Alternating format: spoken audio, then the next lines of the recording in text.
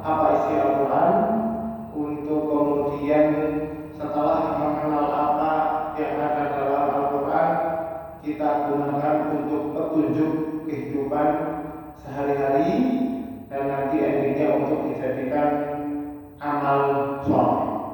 Karena sejatinya untuk mendapatkan benar-benar mendapatkan manfaat dari Al-Quran, kita butuh melewati 6 fase. 6 fase ini yang sering disebut sebagai interaksi kita dengan Al-Quran. Yang pertama yaitu mendengar Al-Quran dibacakan.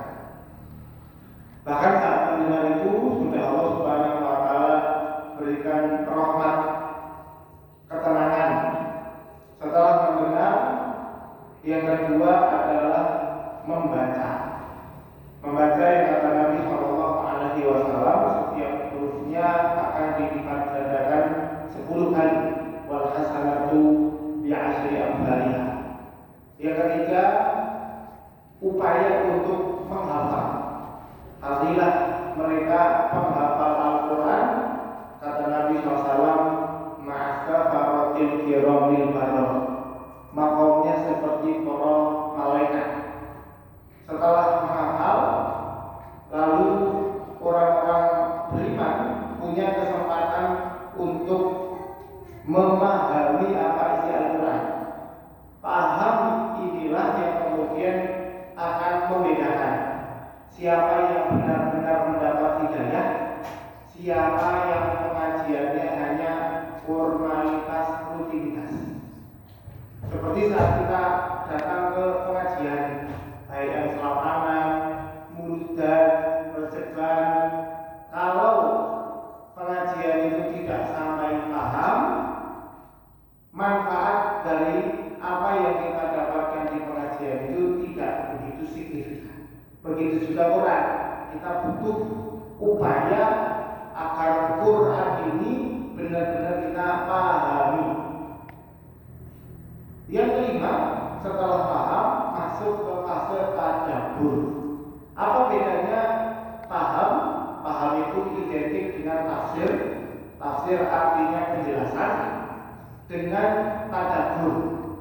Kalau tafsir paham itu sekedar memahami apa kandungan makna dari ayat tersebut. Sedangkan tadabbur adalah upaya mengaktualisasi relevansi apa yang saya lihat di Quran dan apa konteksnya dalam kehidupan saya sebagai suami, sebagai istri, sebagai warga negara, sebagai pejabat, sebagai pengurus masjid, jamaah di masjid, sebagai seorang anak, apapun bentuknya, itu proses tadabbur. Makanya Al-Quran ini harapannya di dalam surat Shofat Allah Subhanahu wa Ta'ala berfirman, Kitabun anzalnahu ilaika mubarak liyadabbaru ayatihi. Al-Quran yang Allah turunkan penuh barokah ini, salah satu fungsi utamanya agar barokah Quran bisa kita dapat dengan cara tadabbur, mengambil pelajaran dari Quran untuk kita jadikan petunjuk kehidupan sehari-hari. Yang keenam, ini proses terakhir setelah kita mendengar, membaca, menghafal, memahami, mentadabburi. Yang keenam adalah mengamalkan.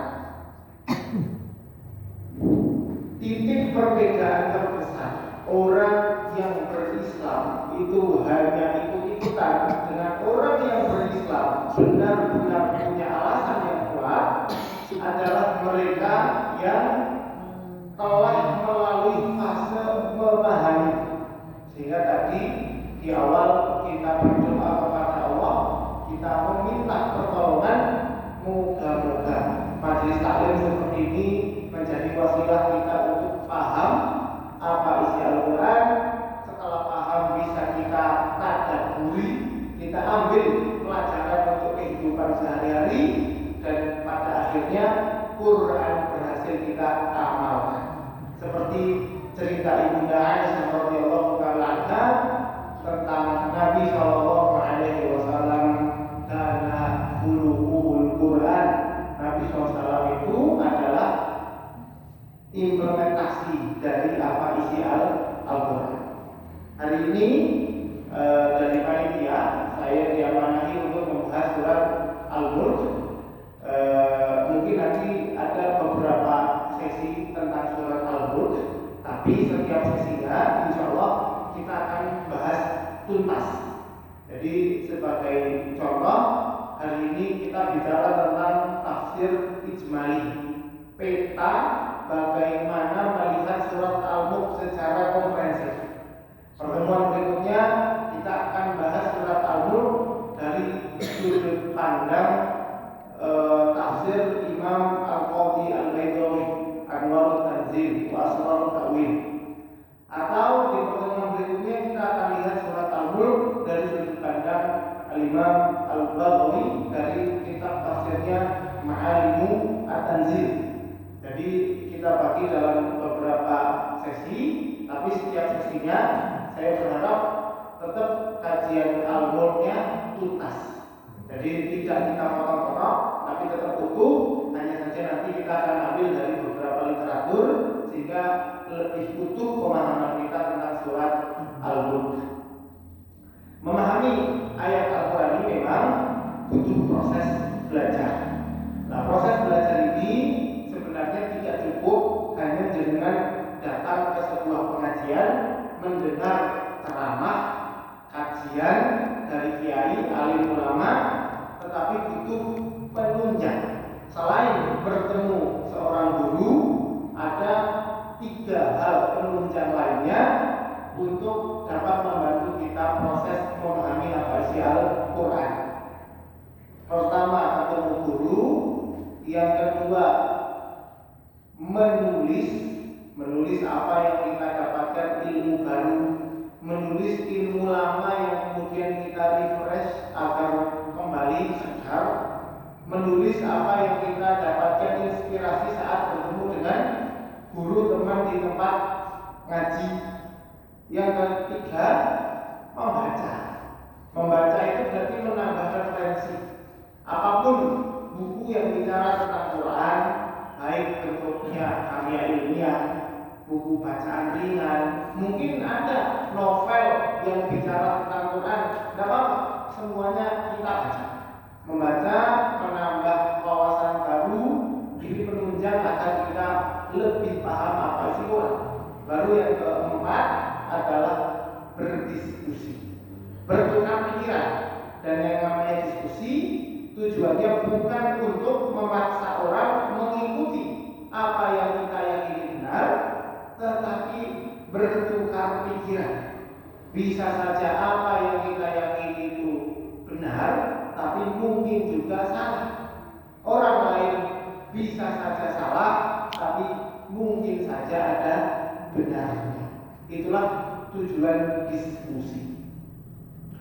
Dan berdiskusi itu akan sangat menarik saat Anda bertemu dengan orang-orang yang latar belakangnya berbeda.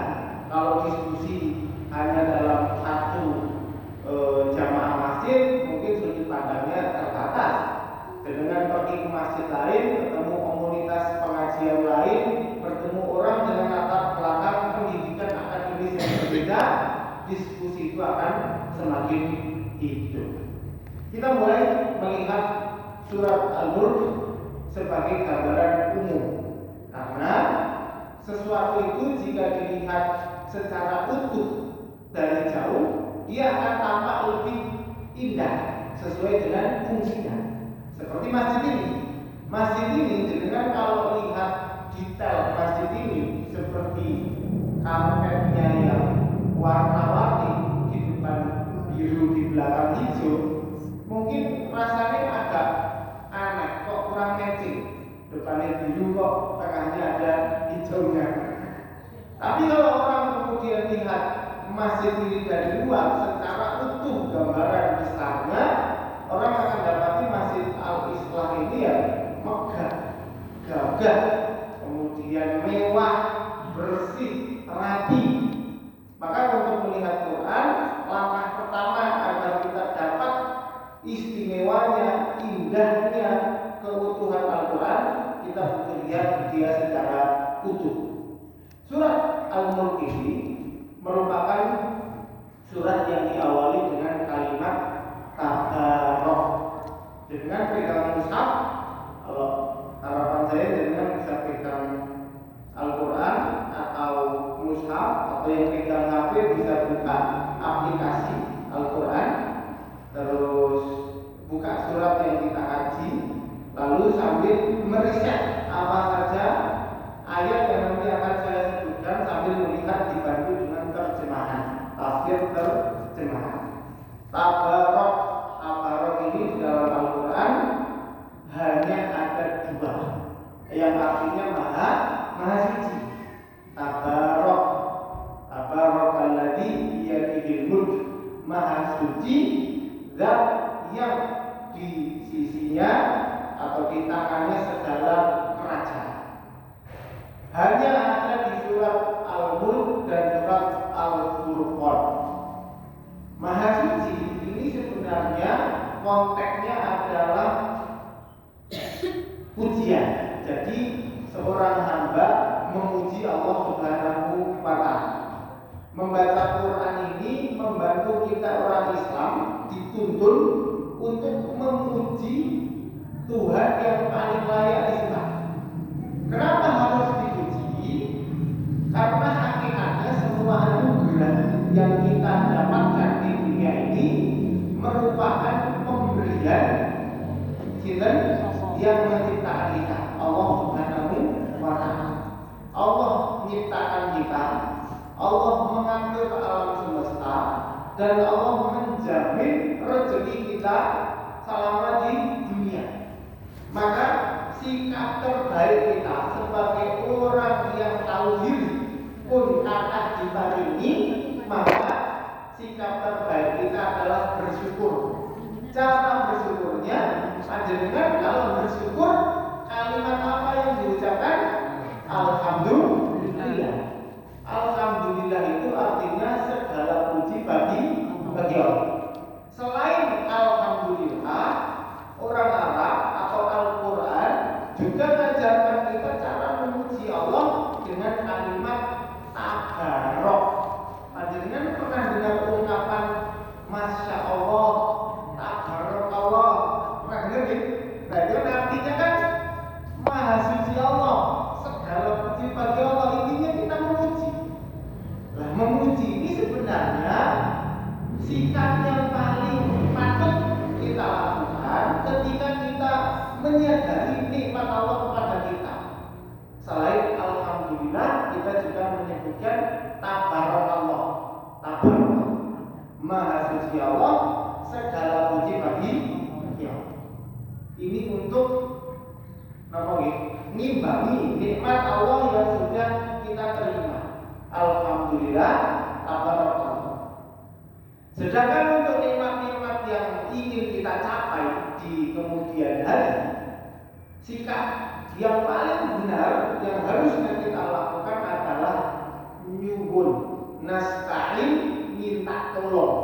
Makanya di Al-Fatihah itu ada alhamdulillah, ada nasta'in, iyyaka na'budu wa iyyaka nasta'in. Jadi kalau kita ingin hidupnya terus ayem, tentrem, itu banyak-banyak memuji, banyak-banyak minta. Harus banyak-banyak minta. Ustaz, nyatanya saya sudah banyak memanjatkan doa tapi tak kunjung wujud terkabul.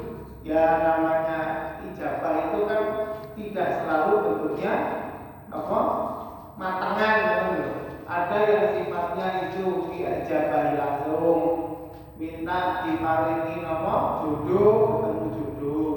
Ada yang minta sesuatu Allah berikan dalam bentuk dilindungi dari musibah. Minta agar rezekinya lancar, ternyata rezekinya ya biasa-biasa saja, tapi yo sehat wal afiat, nggak ada penyakit, nggak ada musibah. Itu juga bagian dari ijabah.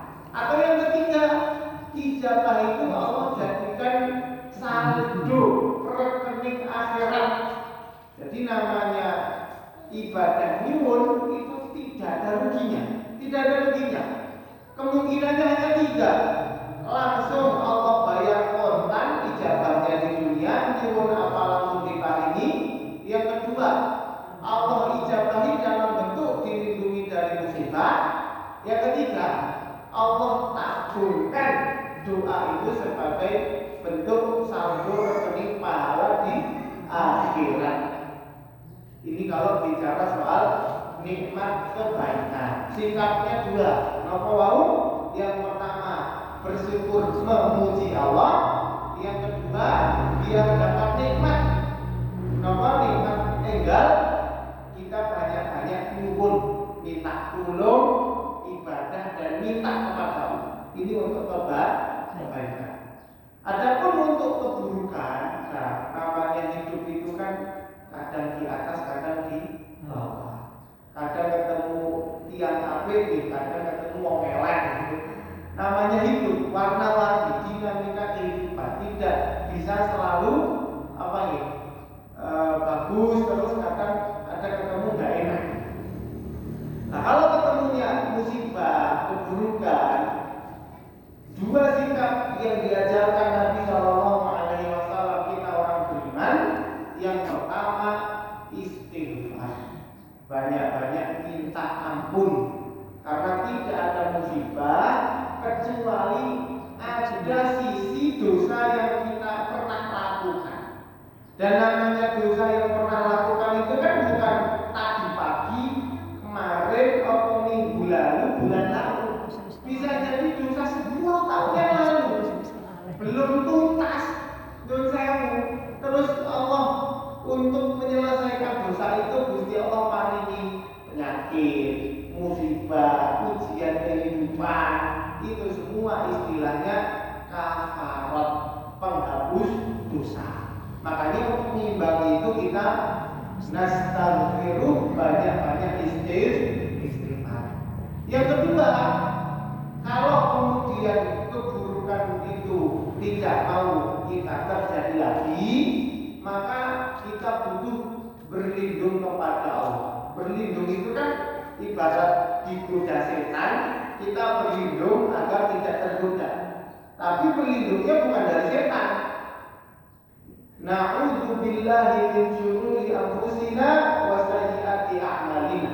Kita berlindung kepada Allah dari jiwa kita yang buruk dan dari perbuatan kita yang tercela.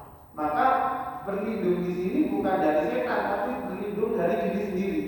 Berlindung dari keburukan pribadi kita sendiri. Jadi kalau kita bicara soal keburukan, kalau soal kebaikan kita memuji dan minta tolong. Kalau soal keburukan kita istighfar dan berlindung kepada Allah Subhanahu wa Ta'ala.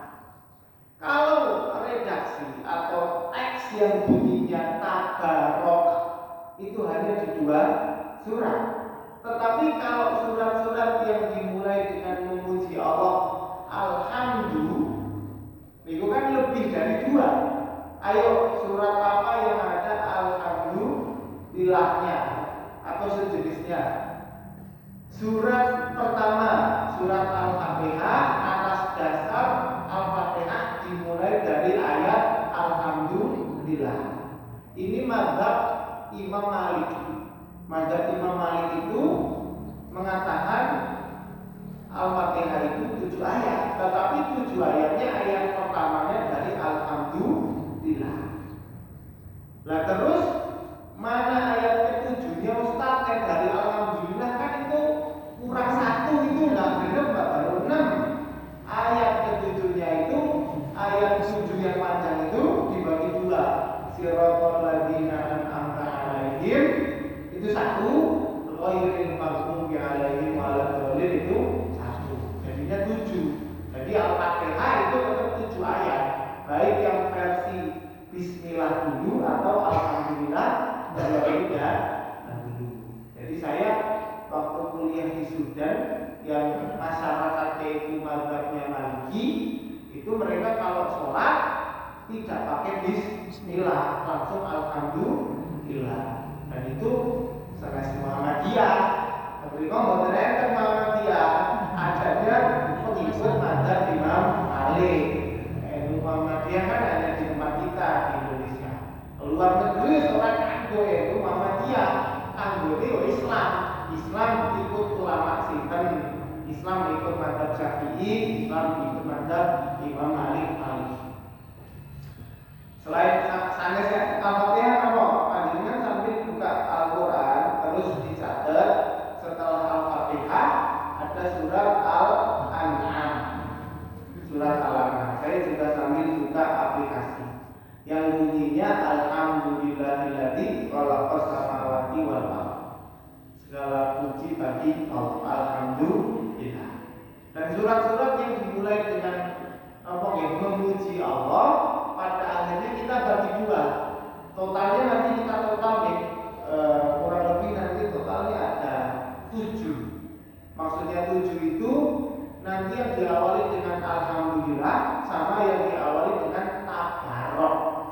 Makanya kalau Tabarok tadi ada 2, surat Al-Furqan dan Al-Mulk. Kalau Alhamdulillah tadi ada Al-Fatihah, lajeng Al-An'am. Kalau Al-Fatihah itu kan pembuka, ringkasan isi Al-Quran. Kalau Al-An'am itu bicara soal kesyirikan. Bagaimana Islam ini hadir kemudian menolak syirik.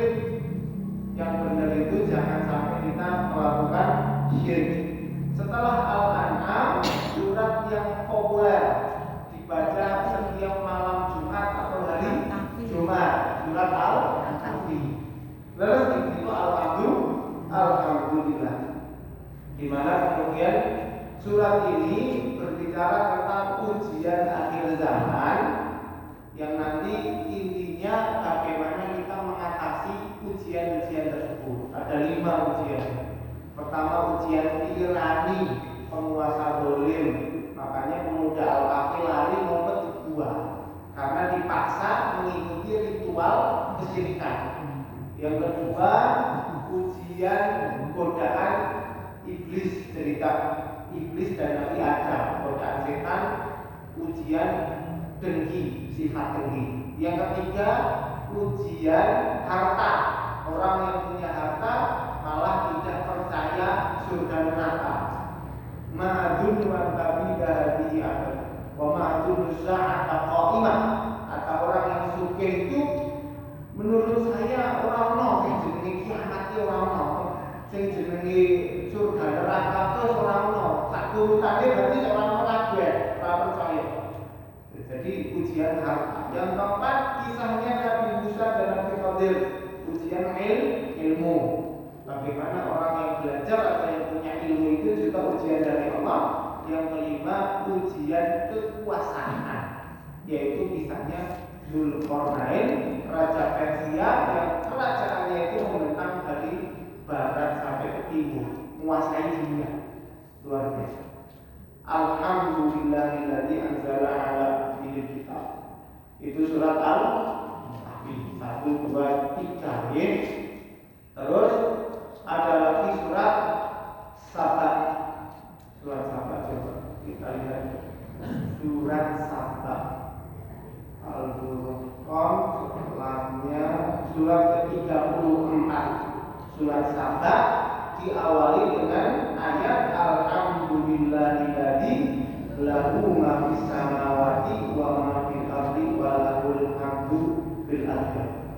Setelah surat Saba berikutnya ada surat Fatir, surat setelahnya, surat ke-35. Fatir itu artinya pencipta. Fatirus samawati wal ardh artinya yang menciptakan langit dan bumi. Ayat pertamanya bunyinya Alhamdulillahil fatiris samawati wal ardh ja'ilil malaikati rusula uli ajnihatin manna wa thulatha wa ruba'. Allah yang menciptakan langit dan bumi, menciptakan malaikat sebagai utusan yang punya sayap. Sayapnya ada yang 2, ada yang 3, ada yang 4, sampai mungkin ratusan sampai ribuan. Malaikat Jibril pernah menampakkan dirinya atau ditampakkan Allah wujud aslinya di hadapan Nabi SAW. Dan waktu itu Nabi menyaksikan malaikat Jibril punya situmiah, punya 600 sayap. Itu penghulunya malaikat. Penghulunya malaikat.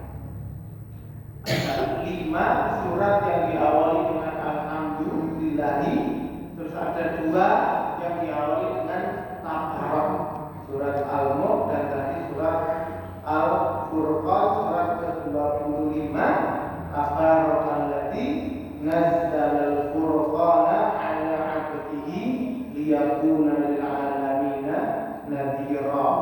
Allah Maha Suci, Allah yang menurunkan Al-Furqan. Al-Furqan artinya apa? Yang membedakan antara hak dan batil, mana yang benar, mana yang salah. Maksudnya adalah Al-Quran. Maha Suci Allah yang menurunkan kitab suci Al-Quran yang disebut dengan Al-Furqan. Luar biasa. Ini bicara soal tabarok, kalimat tabarok. Terus surat Al-Mulk, surat Al-Mulk itu kan artinya kerajaan. Tabarakalladzii biyadihil mulk. Sebenarnya temanya tentang kerajaan, tetapi bukan soal seberapa besar kerajaannya, tetapi soal kepemilikan. Siapa pemilik kerajaan dunia akhirat? Makanya kemudian surat Al-Mulk ini berbicara tentang pemilik kerajaan, Malikal Mulk, Allah Subhanahu wa Ta'ala, rajanya para raja, penguasa langit dan bumi, dunia akhirat. Fadilahnya surat Al-Mulk ini, kata Nabi Sallallahu Alaihi Wasallam, hiyal mani'atu min adabil qabr. Surat Al-Mulk ini bisa menghalangi orang dari azab kubur. Azab kubur itu bagian dari fase di alam barzakh yang akan dilewati oleh semua orang dengan kadar azabnya masing-masing. Kalau orang yang dosanya itu sedikit, kuburan itu hanya dihempitkan sesaat lalu dijebarkan sesuai dengan hadis Nabi SAW. Kalau orang yang dosanya banyak, bahkan kafir, dia itu hari-harinya dipenuh malaikat. Kenapa saya bilang dipenuh? Karena riwayatnya menceritakan malaikat itu punya mikrofon, palu besar dari besi yang setiap harinya palu itu dituntukkan kepada orang kafir di alam kubur sebelum dia tersiksa di neraka. Ini tuh dereng neraka nih, makanya ada azabnya. Semua orang akan merasakan itu. Nasallallahu alaihi wasallam, Allah lindungi kita dan keluarga dari siksa itu. Salah satu upayanya dengan membaca surat Al-Mulk. Ini Masya Allah, surat Al-Mulk hanya 30 ayat. Nabi SAW itu punya kebiasaan sebelum tidur, salah satu wiridnya adalah baca surat As-Sajdah sama surat Al-Mulk. Jadi kalau panjenengan punya wirid, kadang malam Jumat Yasinan, mungkin ada yang baca surat Al-Kahfi. Kalau mau wiridan tiap malam, baca surat Al-Mulk. Masya Allah, surat Al-Mulk itu bisa menyelamatkan kita dari azab kubur.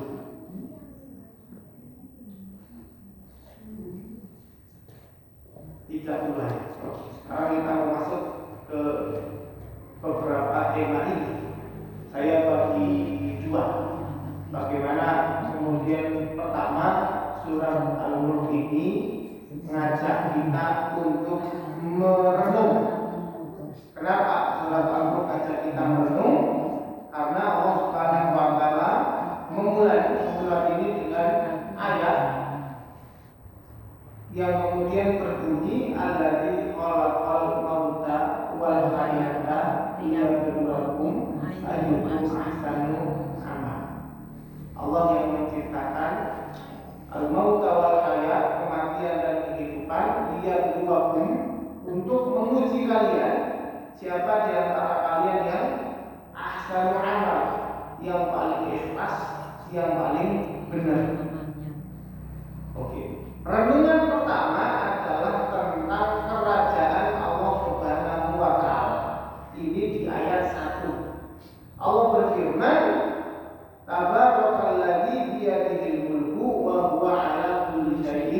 qadir.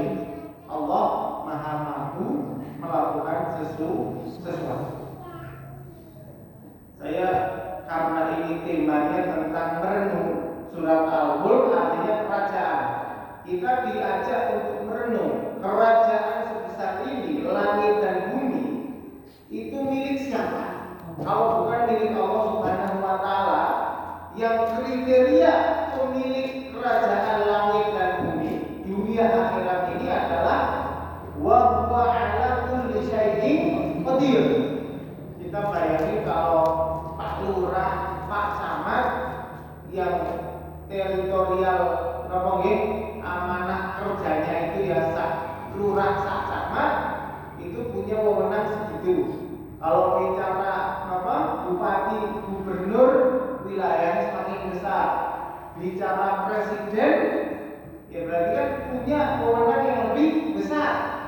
Kalau ketemu pejabat-pejabat itu saja kita taklim, kita hormat, kita menghormati para pejabat yang kemudian diberi banyak amanah itu agar mereka bertanggung jawab melaksanakan amanahnya.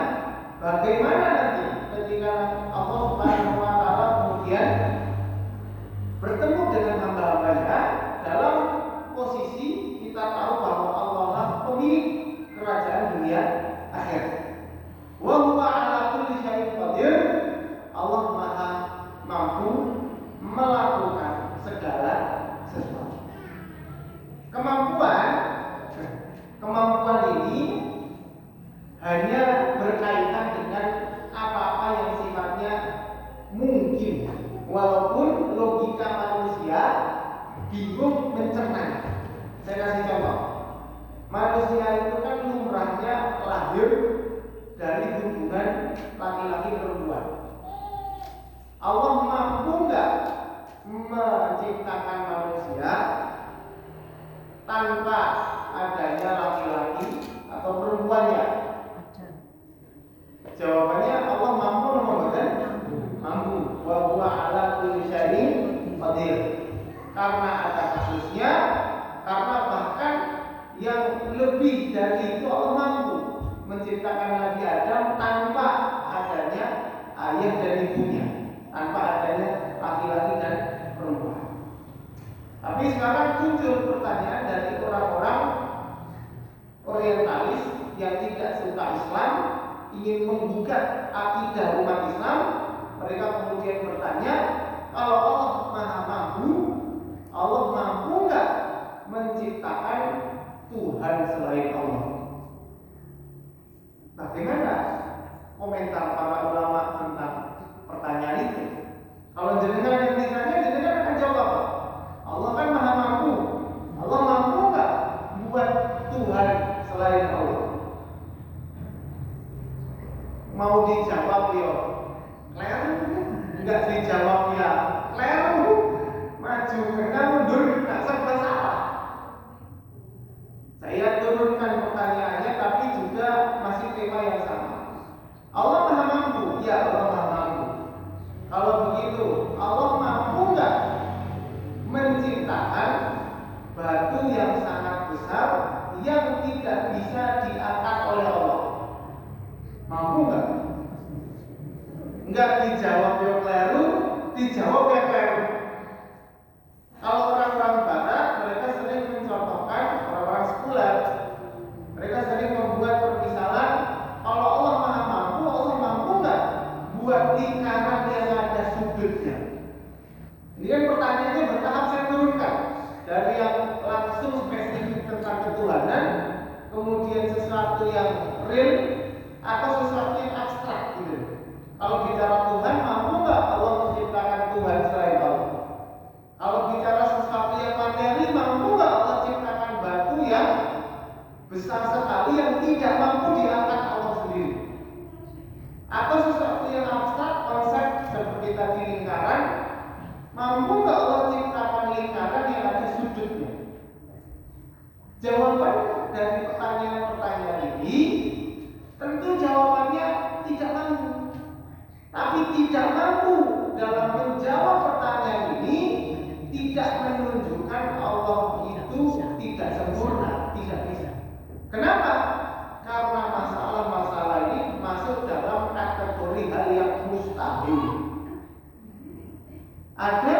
lingkaran yang punya sudut? Nggak ada, mustahil. Karena itu hal yang mustahil, Allah tidak mampu. Tidak mampunya bukan karena Allah tidak mampu, tapi karena hal itu mustahil. Seperti pertanyaan anak kita lihat ibunya hamil, melahirkan. Terus anaknya kan kepo, penasaran. Pak, Bapak kapan hamil? Bapak nanya ke bapak, anak nanya ke bapaknya. Karena dasarnya bocah, nggak ngerti. Kan ibu sekarang hamil, katanya besok mau lahiran. Lah bapak hamilnya kapan? Itu gimana jawabnya? Itu kan pertanyaan yang kemudian tidak pada tempatnya. Menanyakan lingkaran yang ada sudutnya, batu besar yang tidak bisa diangkat Allah, atau menciptakan Tuhan selain Allah, itu pertanyaan yang mustahil. Jadi di dalam dunia ini Allah Subhanahu wa taala menentukan sebab-sebab aulia. Allah menentukan prinsip-prinsip yang kemudian bisa dijadikan sebagai tolak ukur kebenaran ilmu pengetahuan. Ketika prinsip itu dilanggar, justru itu mengandung kekurangan. Makanya kemudian wa huwa ala kulli syai'in qadir, Allah Maha mampu melakukan sesuatu. Kata para ulama, kemampuan Allah ini hanya berhubungan dengan hal-hal yang sifatnya mungkin. Hal-hal yang sifatnya mustahil itu tidak ada hubungannya dengan kemampuan Allah. Bukan karena Allah tidak mampu, karena hal itu mustahil. Ini berbeda dengan sifat Allah. Wa huwa bikulli syai'in alim. Allah Maha mengetahui. Allah mengetahui itu berhubungan dengan semua hal yang sedang terjadi, yang sudah terjadi, yang akan terjadi, yang tidak terjadi, kalau terjadi nanti seperti apa. Itu semuanya berhubungan. Sifat Allah Maha mengetahui. Tapi kalau sifat Allah Maha mampu, hanya berhubungan dengan yang mungkin saja terjadi, walaupun secara logika manusia tidak masuk akal. Allah mampu nggak membuat tongkat Nabi Musa membelah laut? Mampu, walaupun secara logika manusia ini membingungkan. Allah mampu nggak menciptakan api yang tidak membakar? Bardan wa salaman ala Ibrahim. Nabi Ibrahim dibakar nggak kokoh. Bisa saja, mungkin saja. Hal itu masih mungkin. Tapi bukan masuk ranah mustahil. Tabarakalladzii bi hadhil mulk wa huwa ala kulli syai'in qadir. Maha suci Allah, pemilik kerajaan dunia akhirat, yang salah satu sifatnya maha mampu atas segala sesuatu. Kalau ada agama lain, orang lain menyembah Tuhan selain Allah, padahal Tuhannya tidak mampu, itu berarti dia menyembah pihak yang tidak layak di Tuhan. Dan ini menarik, ini bicara soal renungan kita tentang kekuasaan. Yang kedua, ada empat renungan. Renungan kedua tentang hikmah penciptaan makhluk. Alladzi khalaqal mauta wal hayata liyabluwakum. Allah ciptakan kematian, kehidupan untuk menguji kalian. Siapa di antara kalian yang ahsanu amala. Adanya kehidupan ini berarti bagian dari ujian. Orang-orang yang tidak percaya adanya Tuhan, mereka itu punya masalah tentang evil, problem of evil. Kasus masalah tentang kalau ada Tuhan, kenapa ada manusia yang menderita? Betul? Kan Tuhan maha baik kan? Tuhan maha bijaksana, Tuhan maha penyayang. Kalau ada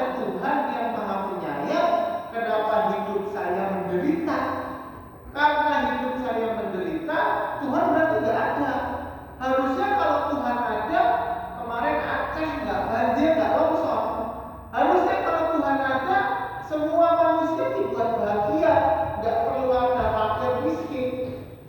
Ini problem orang-orang yang tidak percaya Tuhan, ateis. Ketika mereka melihat musibah, justru mereka menganggap karena ada musibah, bukti berarti Tuhan tidak ada. Ini beda dengan pandangan orang beriman. Orang beriman melihat musibah apa?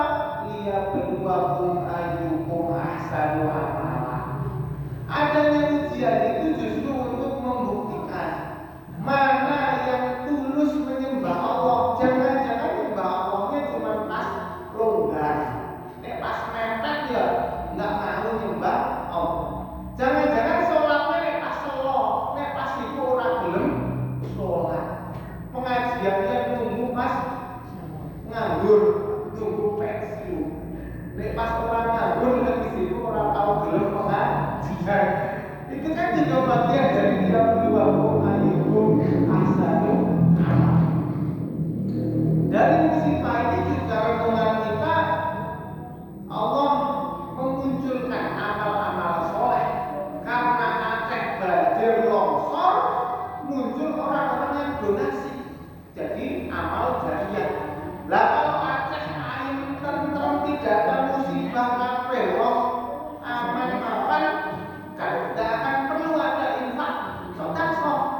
Justru adanya musibah itu bagian dari cara Allah membuka peluang amal soleh bagi orang-orang yang punya fadilah. Dan banyak lagi renungan, dan bisa jadi jenengan yang punya latar belakang berbeda dapat inspirasi renungan yang berbeda dari apa yang saya sampaikan. Ini renungan kedua tentang penciptaan makhluk hidup dan juga apa? Adanya kehidupan, kematian, adanya bahagia, penderitaan, adanya yang kaya, adanya yang miskin. Itu semua bagian dari ujian hidup dunia. Yang ketiga, renungan yang ketiga tentang sempurnanya ciptaan Allah. Kalau orang buat sesuatu, kadang itu ada cacatnya. Buat mikrofon, wah ini kurang begini, kurang begitu. Bangun masjid, oh kurang ini, kurang itu.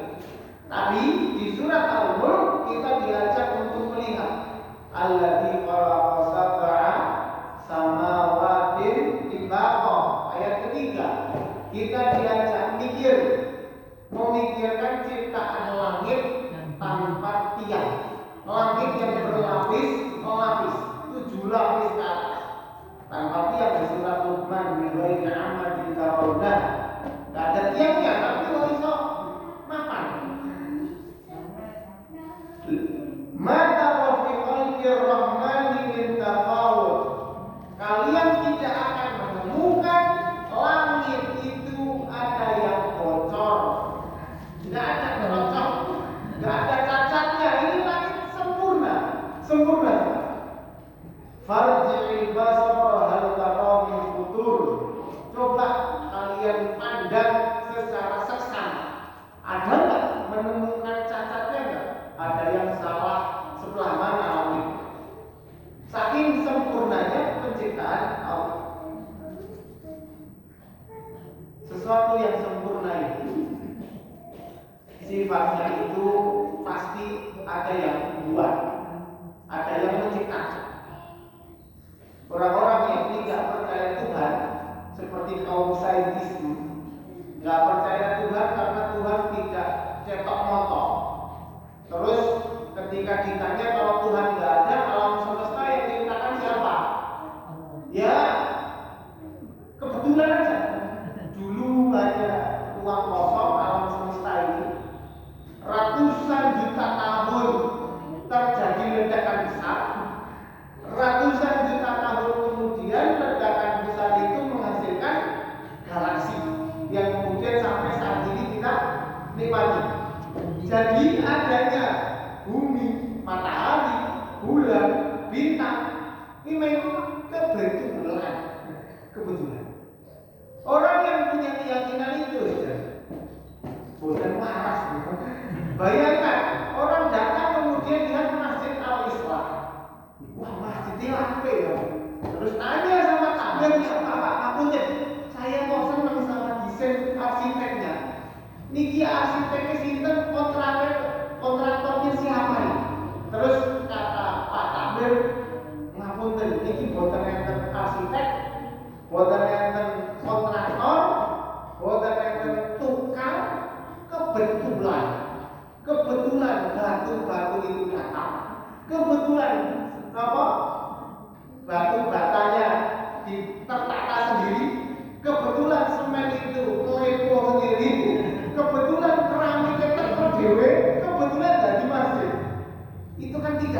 masjid. Masjid sekecil ini saja ada yang merancang bagaimana alam semesta sebesar ini. Itu koyo lenganani kebetulan. Itu kan tidak masalah. Makanya orang-orang yang mengaku ilmiah pintar tapi tidak percaya Tuhan itu sama saja membodohi diri sendiri. Karena bagaimanapun kita manusia pasti akan mikir mustahil alam semesta ini tidak ada yang mencipta. Mungkin ada orang-orang sekuler ateis yang kemudian meyakini bahwa ya kan bisa saja kok namanya dunia sudah hidup sebelum kita ada, maksudnya bumi langit ini sudah ada sebelum kita ada, ya kan bisa saja ini terjadi berdasarkan hukum alam. Nah, muncullah argumentasi hukum alam. Di sini akan muncul sebuah masalah yang disebut dengan infinite regress. Saya kasih contoh. Misalkan waktu pengajian panjenengan napa diaturi daharan, ada makan. Terus untuk makan itu panjenengan nunggu dipersilahkan panitia. Oh, untuk makan ini jamaah kenapa nggak dimakan? Saya nunggu dipersilahkan panitia.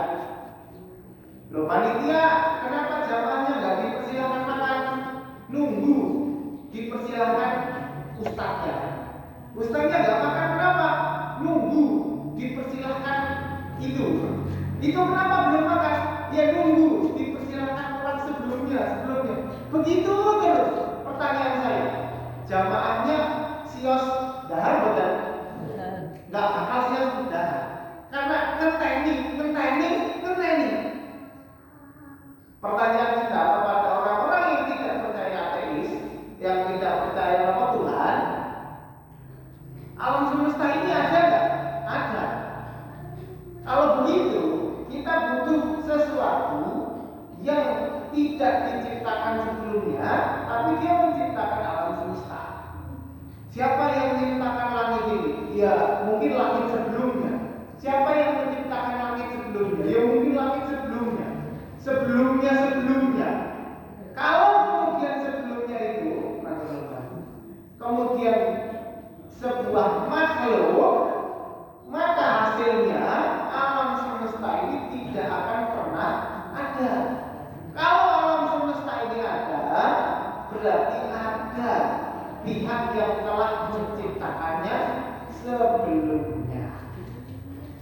Jujur untuk mendeskripsikan, mengejawantahkan konsep infinity regress ini cukup rumit, apalagi kalau jamaahnya tidak terlalu doyan mikir. Intinya, kalau jenengan diperbolehkan dahar, berarti sebelumnya sudah mempersilahkan. Ada pihak yang tidak nunggu siapapun, panitia langsung menemani sampai langsung manggapi jamaah, berarti jamaah paham. Karena alam semesta ini sudah diciptakan, pasti ada penciptanya. Gak mungkin gantung dengan sebelumnya.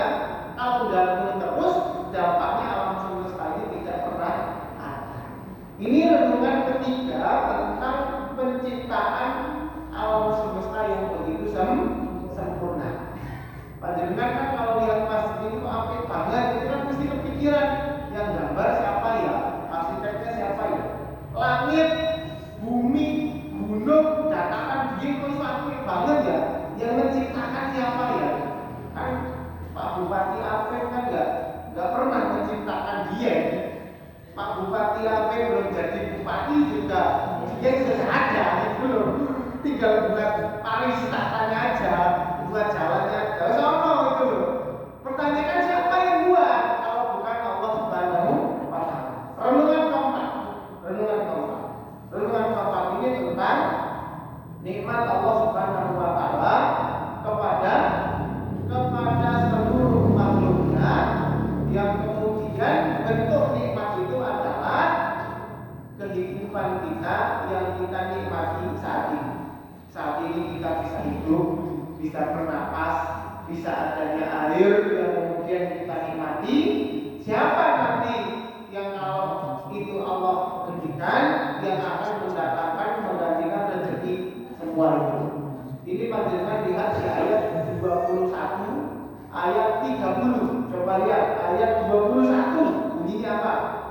ayat 21, amman hadzal ladzi yarzuqukum in amsaka rizqa bal lajju fi 'utubi wa nufur.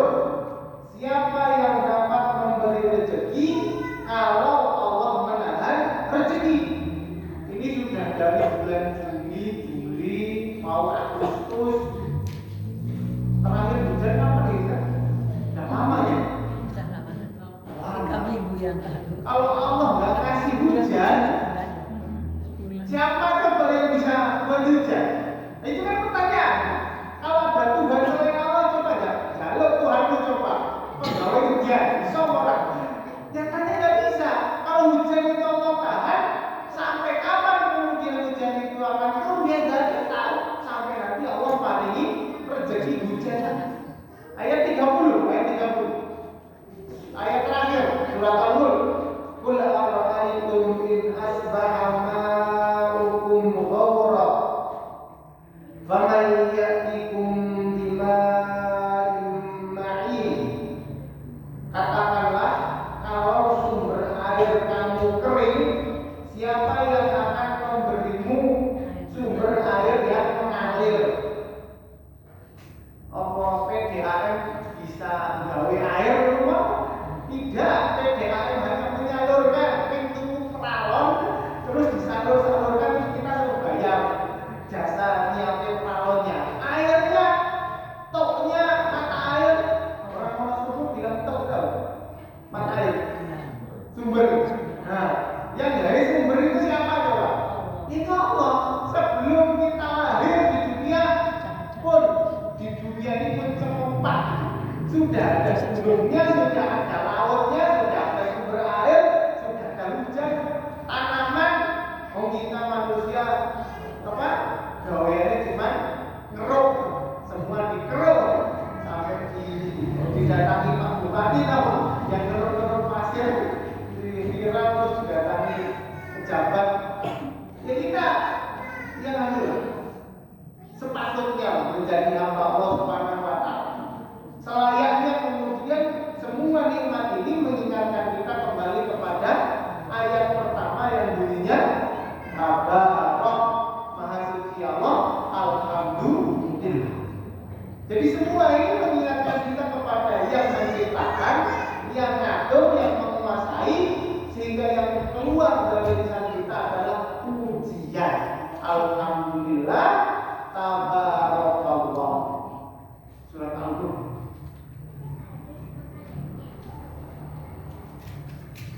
Surat Al-Mulk sebagai penutup, saya janji tadi saya bagi dua. Pertama tentang renungan, kedua tentang peta surat Al-Mulk.